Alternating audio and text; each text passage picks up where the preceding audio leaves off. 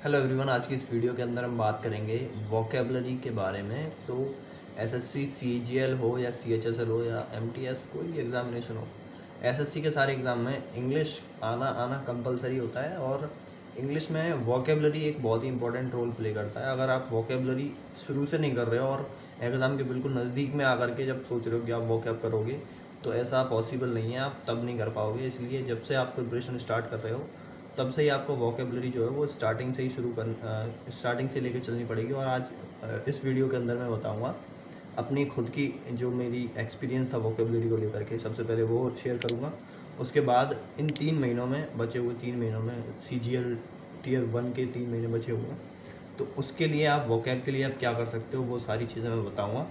इसलिए वीडियो को लास्ट तक देखना कंपलसरी है। स्टार्ट करता हूँ अपने एक्सपीरियंस से। तो मैंने प्रिपरेशन जो थी एसएससी की वो 2020 में स्टार्ट की थी, और 2020 नवंबर के टाइम पे स्टार्ट की थी। और नवंबर के बाद मैंने लगभग ढाई से 3 महीने में मैथ्स कंप्लीट की थी। उसके बाद फेबररी मिड में आकर के मैंने अपनी इंग्लिश की प्रिपरेशन स्टार्ट की थी। तो इंग्लिश के लिए 3 चीज़ें की थी शुरू से ही। जिन जो कंटेंट था मेरा वो इंग्लिश का, वो ये था। सबसे पहला तो मैंने एक रूट वर्ड्स की एक बुक थी, ब्लैक बुक नहीं थी वो, एक और थी।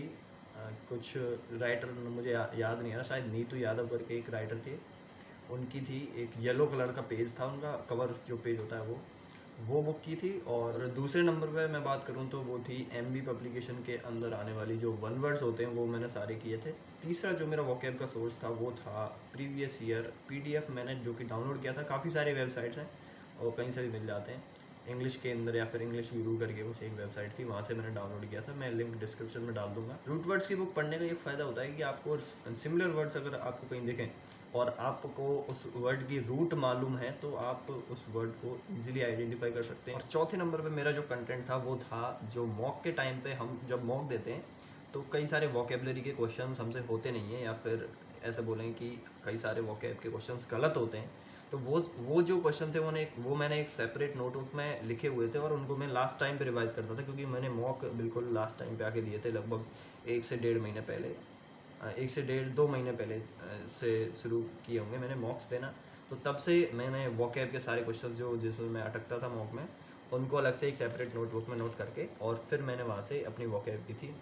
तो ये तो थे मेरे सारे सोर्सेज। और अगर बात करें बचे हुए 3 मंथ्स में वोकैब को कैसे करें, क्या करें, तो प्रायोरिटी सेट करी जाए, वो करी जाए प्रीवियस ईयर को लेकर के। प्रीवियस ईयर को एकदम कम्प्लीटली थॉरोली करो। लास्ट में जब आपके पास 1 से 1.5 महीना बचेगा, तो उस 1 से 1.5 महीने के टाइम में आप जब मॉक्स दोगे, मॉक्स के अंदर कई सारे वोकैब के ऐसे क्वेश्चन आएंगे जो आपसे नहीं हो रहे होंगे, या फिर आपसे हो रहे होंगे तो वो गलत हो रहे होंगे। कुछ कन्फ्यूजिंग वर्ड्स आपको मिलेंगे, तो वो सारे के सारे जो कन्फ्यूजिंग वर्ड्स हैं वो आपको एक सेपरेट नोटबुक बनानी है, उसके अंदर वो लिख लेना, और उनको डेली डेली डेली बेसिस पे आपको रिवाइज करने हैं। और एक और चीज़ बता दूँ कि वोकैब का जो प्रैक्टिस है वो आपको रिवीजन पे, मल्टीपल टाइम रिवीजन पे ज़्यादा ध्यान देना है, ना कि ऐसे करना है।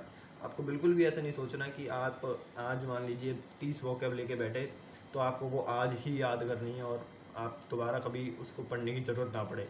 इस मेंटलिटी के साथ वोकैब बिल्कुल नहीं पढ़नी है। मल्टीपल टाइम रिवीजन चाहिए वोकैब को करेगा। और दिन में आप डेली गोल्स सेट कर सकते हो वोकैब के लिए, जैसे 30 35 या फिर एटलीस्ट 20 तो कीजिए गोल्स सेट। 20 तो फिर भी कम बता रहा हूँ मैं।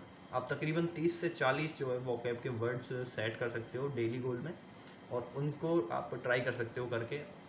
और मल्टीपल टाइम रिवीजन करना है आपको जितना हो सके, क्योंकि वोकैब को करने के लिए जितनी बार आप उसको रिवाइज करोगे उतनी ज़्यादा बार आपके दिमाग में उनका इंप्रेशन बनेगा, और वो वोकैब उतनी अच्छी से याद होगी। एक बार मैं फिर से समअप कर देता हूँ कि वोकैब के लिए क्या करना है। तो वोकैब के लिए सबसे पहले source previous year, priority previous year source की। और उसके बाद मॉक के टाइम पे जो क्वेश्चंस आपसे वोकैब के हुए नहीं, या फिर आप गलत कर रहे हो उन क्वेश्चनों को, वो एक सेपरेट नोटबुक में नोट करने के बाद वो रिवाइज करने डे टू डे बेसिस पे, और डेली गोल सेट करना है वोकैब के लिए। और फाइनली एक और चीज़ बता दूं वोकैब के लिए, एक है वेबसाइट जिसका नाम है mnemonics.com।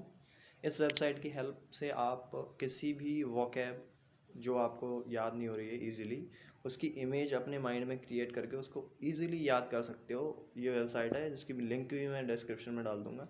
mnemonics.com है। इससे होता क्या है कि जैसे कोई भी आप वर्ड इस पर डालोगे, मैक्सिमम वर्ड इस पर मिल जाते हैं, ठीक है, और इस पर कोई भी वर्ड डालोगे तो इस पर होता क्या है कि कई सारे यूज़र्स हैं वो अपने इमेज शेयर करते हैं वर्ड्स के फॉर्मेट में। वो एक आपके दिमाग में इमेज क्रिएट कर देंगे वो वर्ड्स सारे मिलके।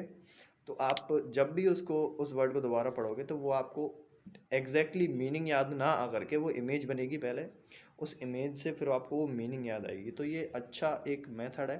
सारे की सारी वोकैब में ये मेथड नहीं लगाना है, ठीक है। और कुछ वोकैब होती हैं जो कुछ ज़्यादा ही डिफ़िकल्ट हो रही हैं तो उसमें आप ये मेथड यूज़ कर सकते हो। ऐसा नहीं करना बिल्कुल भी कि हर एक वोकैब आप उसी निमोनिक्स से करो। तो इतना ही था इस वीडियो में। और आपको यदि कोई डाउट है वोकैब से रिलेटेड वो आप कमेंट सेक्शन में डाल सकते हो। और जो भी लिंक्स रहेंगी जो मेरे पास हैं प्रीवियस ईयर वोकैब से रिलेटेड या फिर वोकैब से रिलेटेड, वो सारी की सारी मैं डिस्क्रिप्शन में प्रोवाइड कर दूंगा, तो वहाँ से आपकी हेल्प हो जाएगी, ठीक है। बाकी तो all the best for your preparation. Thank you.